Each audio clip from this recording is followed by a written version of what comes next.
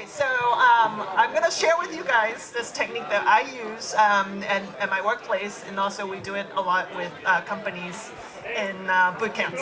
So it's a while back I met this guy called Tham. He's the co-founder of Google X, and he's the designer of Google Glasses, and he came up with this technique called prototype thinking. So there are two rules to prototype thinking, and the first one is find the quickest path to the experience, and I will explain this a little bit more. And the second prototype rule is doing is the best type of thinking. So stop thinking and do more in order for you to proceed. Okay, so the purpose of prototype process is actually really simple. Maximize the rate of learning by minimizing the time to try ideas. And what does that mean? Let me explain to you. It's actually really scientific. So let's say that the thing that you want to try have about 5% chances of success. If you try it 20 times, your chances of success have increased about 64%. If you try it 50 times, you have a 94% chances of success rate. So the more you try, the more likely you're about to arrive to a success rate. And this is what it means by maximizing the rate of learning.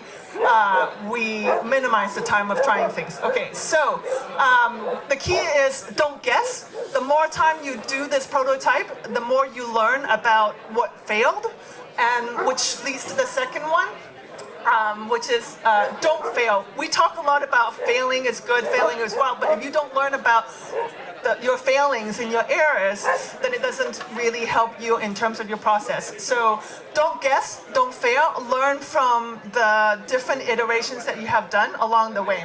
Okay, so I'm going to show you a couple of examples. So how do you prototype, for example, a business model? You start asking certain like what kind of conversations will you need to happen for the business model to occur? Act them out, do them, ask those questions. What processes do you need? Wow, this is going really fast. Okay, so let's say you need to prototype a software system. Well, sketch out the screenshots that might happen. What kind of interactions do you need? Simulate those interactions, right? And how about a machine, a device?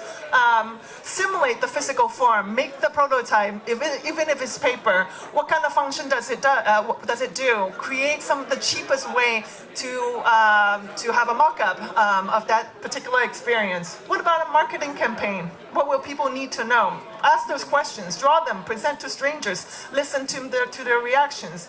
And think about the factors that will help you to sell and let people know their roles and motivations and test them out continuously. Okay, so how do you find that path? So if this is the point of unknown and these are your possible outcomes, how do you get from there to there in the fastest way possible, right? And the technique with prototype thinking is that you started out with the unknown, you test out as many possibilities as you can within the shortest time frame to arrive to these kind of results, and from then on you go from a direct path of development, and this is the kind of quickest way possible. So this is kind of the time that we'll need. It's a 26-minute sprint. It's really short. I'll be happy to share this with you guys, and within one day you can do about 15 prototype iterations, and imagine how often and how many learning things that you can do and you can learn within that one day, 15 prototype iterations. That's it. Thank you very much.